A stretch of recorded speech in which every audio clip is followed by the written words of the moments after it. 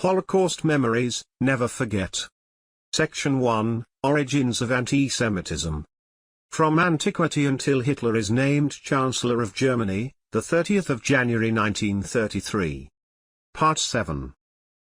This is a quote from Hitler's book, Mein Kampf, which was written in 1924. Was there any shady undertaking, any form of foulness, especially in cultural life, in which at least one Jew did not participate?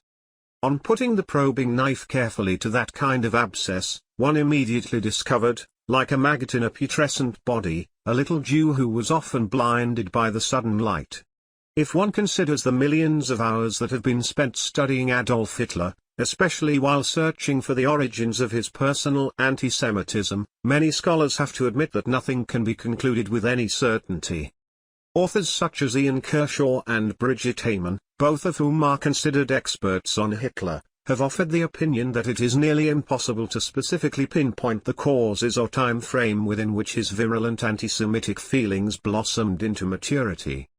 Antisemitism had been rampant throughout Europe shortly after the Roman destruction of Jerusalem and their dispersion of the Jews.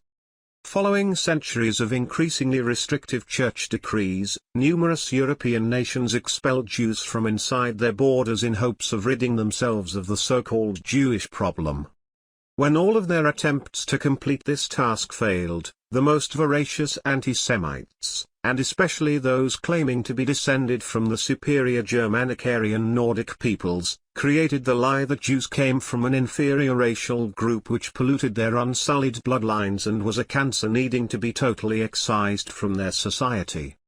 Adolf Hitler, having grown up in this world, was deeply affected even as a little boy by the never-ending onslaught of hateful propaganda being disseminated about Jews in Germany, Austria, and throughout Europe as a whole. Having already examined Hitler's hatred of all things Jewish even before he had joined the German Workers' Party or written Mein Kampf, it's beyond the scope of this book to dig any deeper into the specific causes or nuances of his antisemitism. Two things should be noted however, as we move forward. First, he was far from alone in such feelings inside post-World War I Germany. And secondly, it's critically important to recognize how he took advantage of four major factors on his path to becoming the ruthless, cold-hearted leader of Germany. His charismatic personality. His passionate hatred of Jews. His mesmerizing speeches.